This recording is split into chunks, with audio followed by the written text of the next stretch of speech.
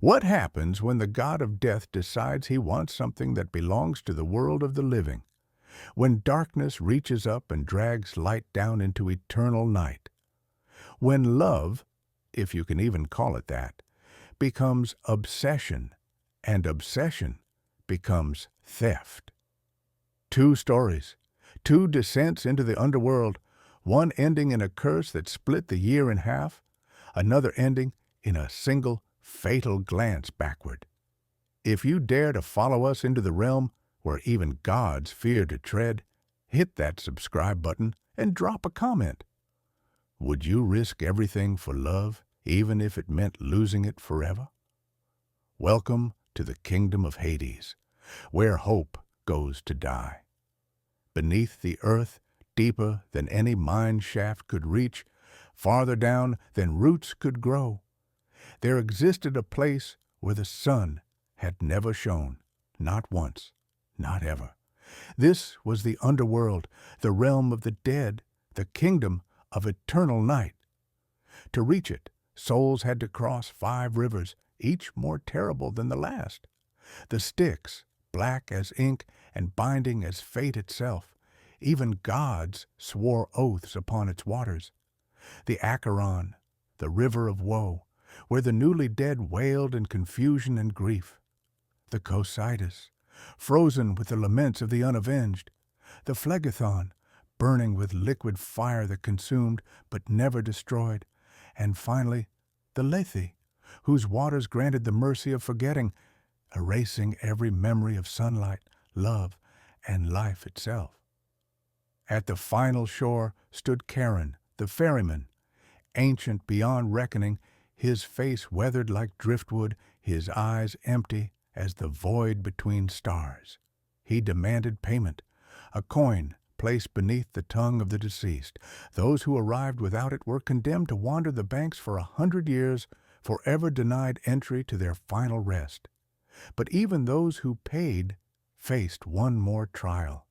Cerberus, the 3-headed hound of hell, massive as a building, each head slavering with venomous foam. His serpent tail lashed with killing force. His eyes burned red with immortal hunger. He allowed the dead to enter easily enough, but none, living or dead, could leave without his master's permission. Many had tried.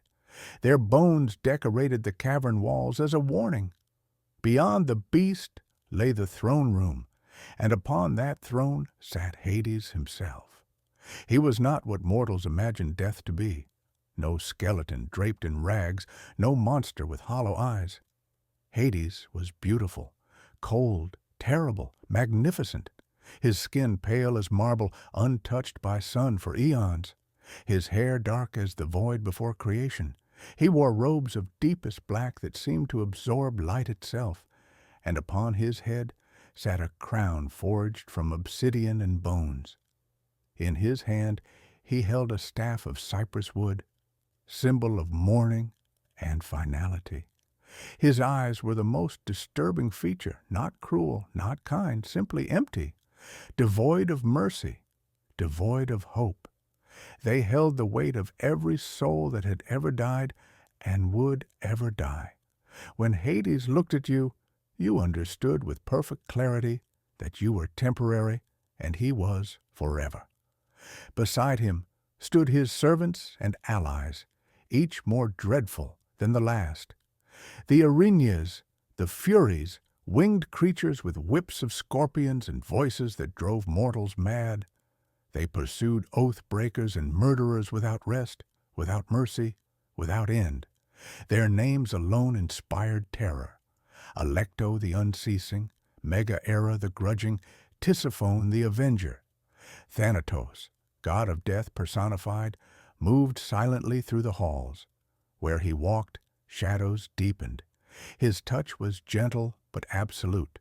Mortal, god, or titan, none could resist when he came to claim them. Not even Hades himself could contradict Thanatos, for death served no master, not truly. And there, in the darkest corners, lurked Hypnos, twin brother of Thanatos, god of sleep. His presence was seductive, offering rest to the weary dead. But his sleep was not peaceful. It was heavy, eternal, crushing. Those who surrendered to Hypnos rarely stirred again. This was the court of the dead. This was the kingdom that no prayer could soften, no sacrifice could sway. And its king was about to shatter the boundary between death and life in the most catastrophic way imaginable. It happened in a meadow in Sicily, where the earth was so fertile that flowers bloomed without ceasing. The air hummed with bees and butterflies. The grass grew thick and soft as silk. And there, gathering wild flowers with a group of ocean nymphs, laughed a girl who had never known shadow, Persephone, daughter of Demeter, goddess of the harvest. She was spring personified, youth, innocence, endless possibility. Her hair caught the sunlight like spun gold. Her laughter was the sound of running water over smooth stones. When she walked, flowers turned toward her as if she were the sun itself. She knew nothing of death, nothing of grief, nothing of the darkness that existed beneath her dancing feet. But darkness knew her. Hades had risen from his kingdom on one of his rare journeys to the surface world. The sunlight burned his eyes. The warmth felt alien against his cold skin. He despised the world of the living, its noise, its chaos, its relentless, meaningless motion. He had come only to inspect a crack in the earth's crust, a place where his realm pressed too close to the surface. And then he saw her. Time stopped. The world narrowed to a single point of light in his eternal darkness. She was everything his kingdom was not, alive, radiant, untouched by death's cold hand. And in that moment, something twisted inside the god who ruled over endings. Not love, not exactly. Something darker. Hunger, possession. The desperate need to own something that could never belong in his world. He wanted her. And Hades, lord of the dead, was not accustomed to being denied. He didn't court her, didn't ask permission from her mother, didn't even speak to the girl herself. Why would he? He was a god. She was, despite her divine blood, barely more than a child. And gods took what they wanted. The earth split open with a sound like the world breaking in half. Cracks spider-webbed across the meadow, swallowing flowers whole. The nymphs screamed and scattered. Persephone turned toward the sound, her arms still full of narcissus blooms, confusion replacing her smile. From the chasm rose a chariot pulled by 4 horses black as midnight, their eyes burning like coals, their breath reeking of sulfur and ash. And driving them, rising from his throne of bones, came Hades himself. Persephone had one moment to scream, one moment to reach for the sky, for her mother, for the life she had always known. Then iron-hard hands seized her, and she was dragged down, down, down into the earth. The flowers fell from her hands. Her crown of blossoms scattered across the grass. Her final scream echoed across the meadow, then was cut off as the earth slammed shut above her, sealing like a wound that had never been. Silence fell. The flower she had been picking wilted instantly. The grass where she had stood turned brown and brittle. Even the sun seemed to dim, as if it understood that something precious had been stolen from the world. Miles away, Demeter, goddess of the harvest, she who made the earth bloom, felt her daughter's terror like a knife to the heart. She was tending to grain fields when the scream reached her, carried on a wind that suddenly turned cold despite the summer heat. "Persephone?" she whispered, then louder, frantically, "Persephone!" But there was no answer. Her daughter was gone, taken, stolen into a realm where even a goddess's power grew thin and uncertain. And in that moment, Demeter's grief began to transform into something terrible, a rage that would bring the entire world to its knees. Persephone woke in darkness so complete she couldn't tell if her eyes were open or closed. The air was cold, heavy with the smell of earth and something else, decay, finality, the scent of things long dead. She tried to scream, but her throat was raw from screaming already. Her hands found cold stone beneath her, smooth, polished, expensive. She was lying on a bed carved from obsidian, draped in silks black as the void. Around her, the chamber glittered with obscene wealth, gold ornaments shaped like bones, jewels that seemed to absorb light rather than reflect it, walls inlaid with precious metals depicting scenes of death and judgment. It was beautiful in the way a tomb is beautiful, magnificent and suffocating. "You're awake?" The voice came from the shadows, smooth and cold as a blade drawn across ice.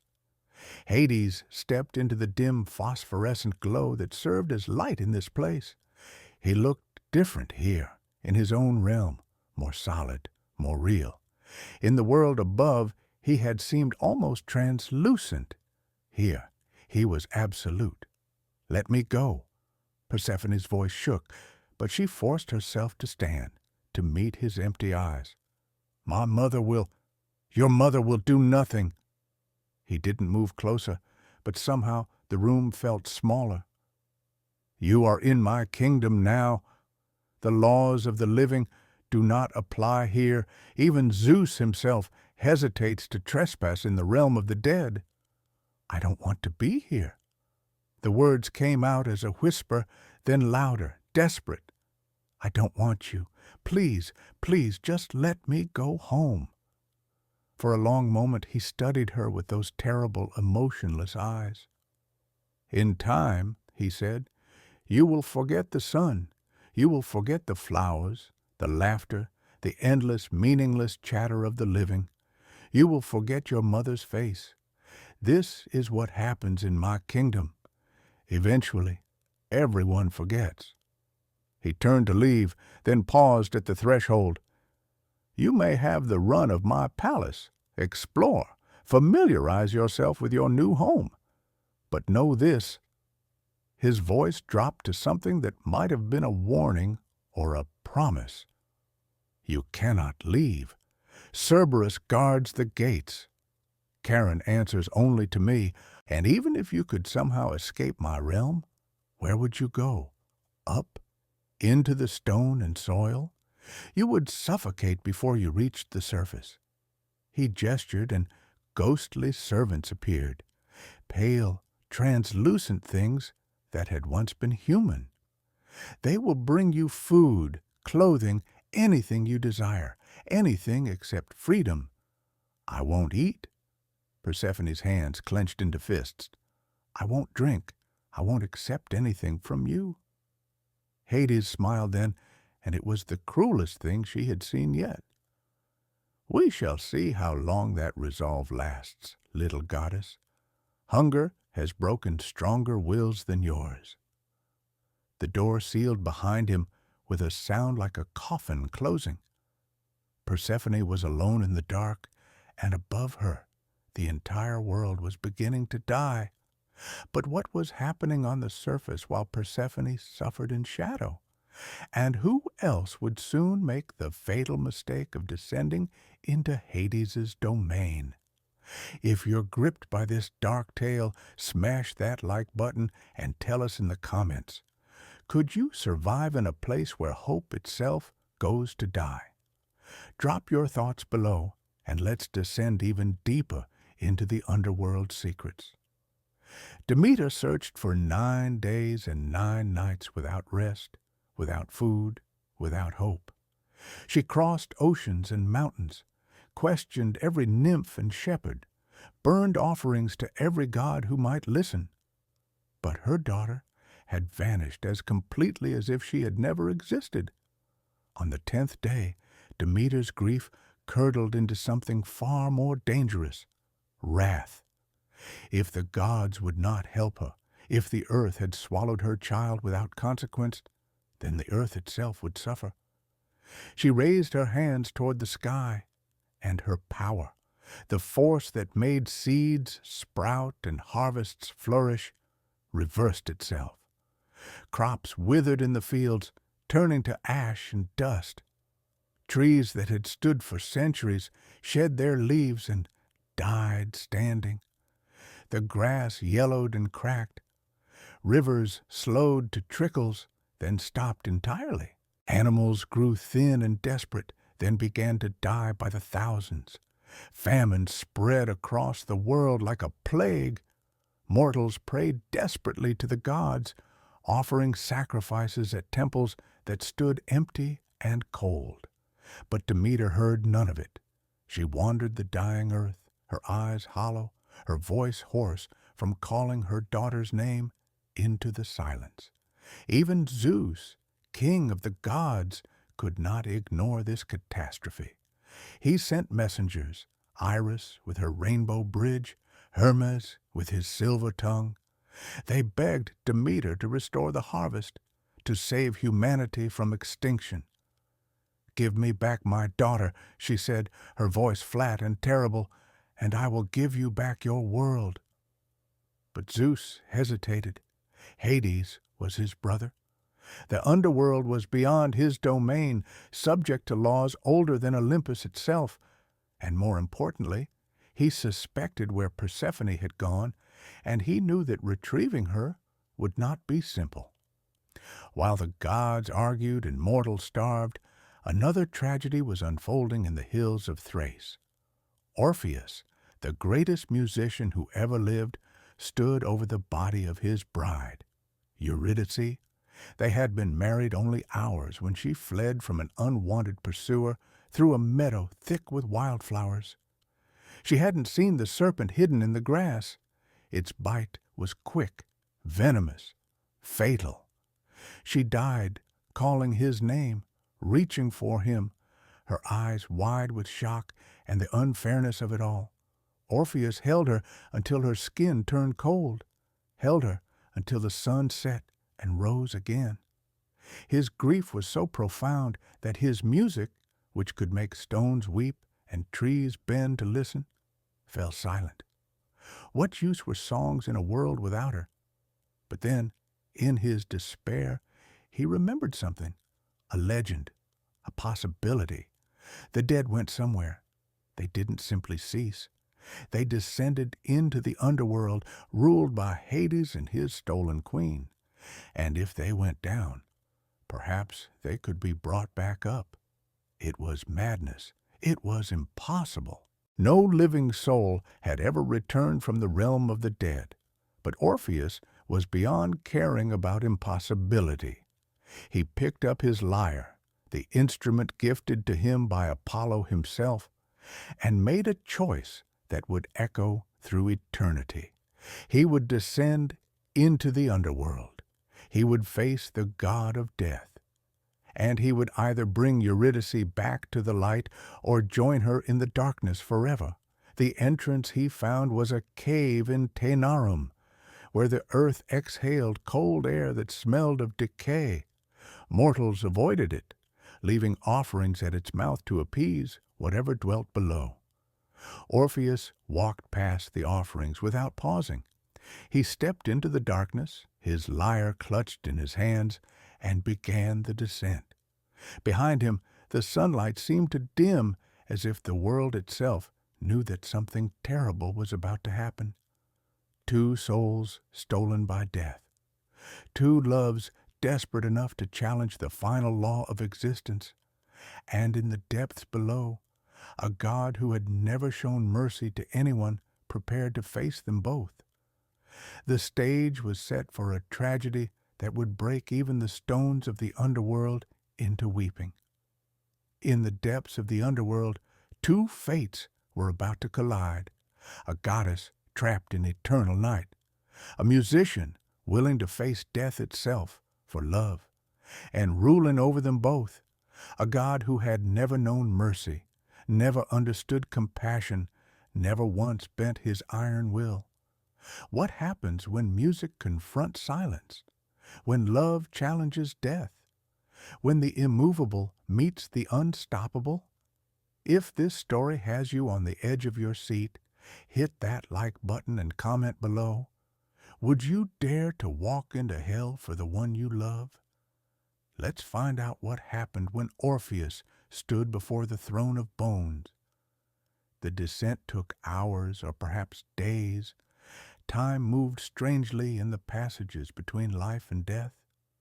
Orpheus walked through tunnels that grew colder with every step, past cave paintings left by the dead, through chambers where his footsteps echoed like accusations.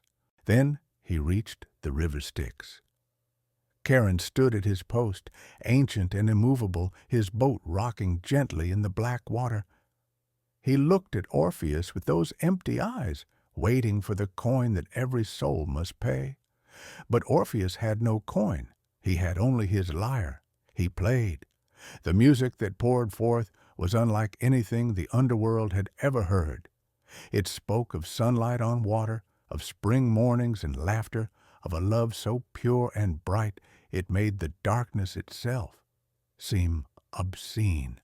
Charon's weathered hand, raised to push the living man away, slowly lowered, his empty eyes filled with something that might have been the memory of tears. Without a word, he gestured to the boat. At the gates, Cerberus waited, 3 heads snarling, serpent tail lashing, ready to tear any intruder apart. But when Orpheus's music reached him, something extraordinary happened. The beast's growls softened to whimpers. One head, then another, then the third, lowered to the ground. The monster, who had never shown mercy to anyone, lay down like a puppy and closed his burning eyes, pacified by the beauty of what he heard. Orpheus walked past him, still playing, his fingers bleeding on the strings, but never stopping, never faltering. The throne room of Hades was filled with the dead, millions of souls waiting for judgment, for assignment to their eternal rest or torment. They turned as one when Orpheus entered and fell silent. Even the damned paused in their suffering. Even the Furies, terrible and merciless, ceased their pursuit of the guilty. And on his throne of obsidian and gold, Hades sat forward, his empty eyes focusing for the first time in eons on something other than death. Beside him, almost invisible in her black mourning clothes, Persephone watched the living man with desperate hope. Orpheus stopped before the throne, his fingers stilled on the lyre strings. In the sudden silence, his voice rang clear and heartbroken. Lord Hades, I come not as a hero, not as a thief. I come as a man who has lost everything. My wife Eurydice was taken by death too soon. I ask, I beg, let me take her back to the world above. We had only hours together. We deserved more. Love deserves more. Nothing deserves anything, Hades said, his voice like ice. Death comes for all at the time appointed. Your wife's time came. This is the law. Then let me play, Orpheus said quietly. One song. If you feel nothing, if your heart, if you have a heart, remains unmoved, I will leave. I will join the dead willingly. But if my music touches even a fragment of whatever humanity remains in you, grant me this one mercy. For a long moment, Hades stared at him. The god of death, who had never been moved by any plea, any sacrifice, any desperate prayer. Then, almost imperceptibly, he nodded. Orpheus began to play, and the underworld itself began to weep. The Furies' whips fell from their hands as tears, actual tears, streamed down their terrible faces. Thanatos, personification of death, turned away, his shoulders shaking. Even Cerberus in the distance howled with something that sounded like grief. The damned souls forgot their torments. The judges forgot their verdicts. For the first time since creation, the underworld knew beauty. And on her throne, Persephone openly wept, remembering sunlight and flowers and everything she had lost. Hades sat motionless, but his hands, resting on the arms of his throne, had clenched into fists so tight that the stone beneath them cracked. When the final note faded, silence fell like a shroud. "You may take her," Hades said, his voice barely audible, "but on one condition." "You will walk ahead," Hades continued, his empty eyes fixed on Orpheus. "She will follow, but you must not look back at her, not once, not until you both stand in the sunlight of the world above. If you turn, if you so much as glance over your shoulder before you reach the surface, she returns to me forever." It was a cruel test, and everyone in that throne room knew it. But Orpheus had no choice. He bowed his head in acceptance. Behind him he heard movement, soft footsteps, the rustle of burial clothes. Eurydice, pale as moonlight, her eyes confused and afraid, following the husband she barely remembered. The waters of Lethe had already begun their work, erasing her memories of life, of love, of him. Orpheus began to walk. Every instinct screamed at him to turn, to confirm she was there, to see her face one more time. But he forced himself forward, step after agonizing step, trusting in a love she might not even remember. The journey back was longer than the descent. The tunnel seemed to stretch endlessly. Behind him he heard her footsteps. Or did he? Sometimes they seemed so far away. Sometimes he heard nothing at all. Was she still there? Had Hades tricked him? Was he walking alone toward the light while she remained trapped in shadow? Orpheus? Her voice, weak and uncertain, echoed from somewhere behind him. She sounded lost, frightened. "Where are we going? I don't remember." He couldn't answer, couldn't turn, could only keep walking, tears streaming down his face, every fiber of his being wanting to comfort her, to hold her, to tell her everything would be all right. The tunnel began to brighten. Ahead, impossibly far but growing closer, he could see it. Daylight, real, warm, golden sunlight. Just a little further, just a few more steps. While Orpheus fought his desperate battle against doubt, in the depths of the throne room, another tragedy was unfolding. Persephone sat alone in her chamber, her body weak from days, or was it weeks, without food. She had kept her vow, had refused every offering Hades' ghostly servants brought, but hunger was not something even a goddess could ignore forever. Her hands trembled, her vision blurred. The emptiness inside her had become a physical pain gnawing at her from within. Hades entered without knocking. In his pale hands he carried a single fruit, a pomegranate. Split open, its seeds glistened like rubies, like drops of blood, like tiny hearts waiting to be consumed. The scent of it filled the room, sweet, intoxicating, irresistible. "You're dying," he said simply. "Even goddesses can fade to nothing if they refuse sustenance long enough. Eat." "No." But her voice was barely a whisper. "6 seeds," he said, placing the fruit beside her. "Just 6. Enough to keep you alive, not enough to bind you here forever, or so the ancient laws suggest. But alive. Isn't that better than fading into nothing out of pure stubbornness?" He left the fruit and walked away, leaving her alone with her hunger and her choice. Persephone stared at the pomegranate for what felt like hours.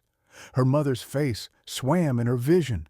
The meadows, the flowers, everything she had lost. But the hunger, The hunger was eating her alive from within. With shaking hands, she picked up the fruit. Orpheus was 10 steps from the surface. He could feel the warmth of the sun on his face. Behind him, Eurydice's footsteps had gone silent. Completely silent. Terror seized him. What if she had fallen? What if she was lost in the dark, calling for him, and he couldn't hear? What if Hades had taken her back and he was walking toward freedom alone? 5 steps from the light. Eurydice? His voice cracked with desperation. No answer. 3 steps. He couldn't bear it, couldn't stand not knowing. His love overwhelmed his caution, his promise, everything. 1 step from the sunlight, Orpheus turned, and there she was, right behind him, her hand reaching for his, her eyes finally clearing with recognition, her lips forming his name. Orpheus, I remember. But the words never finished. The moment his eyes met hers, the ancient law took hold. She gasped as invisible chains wrapped around her, dragging her backward into the darkness. Her hand, so close to his, grasped at empty air. No! He lunged for her, but it was too late. She was already fading, dissolving back into shadow, her eyes wide with the fresh horror of losing him all over again. I'm sorry, he screamed as she vanished. I'm sorry. But she was gone, and behind him the sunlight poured through the cave entrance, warm and golden and utterly meaningless. In her chamber, Persephone swallowed the 6th seed of pomegranate, sealing her fate with everyone that passed her lips. 2 loves, 2 failures, 2 souls bound to the underworld by the cruelest of margins.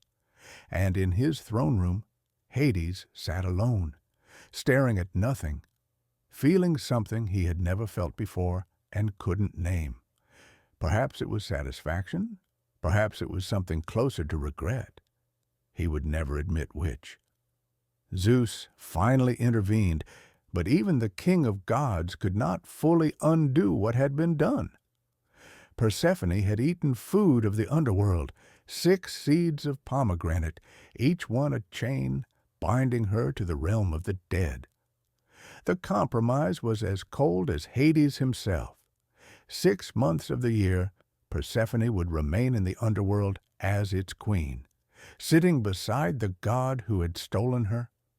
6 months, she could return to her mother and the world above.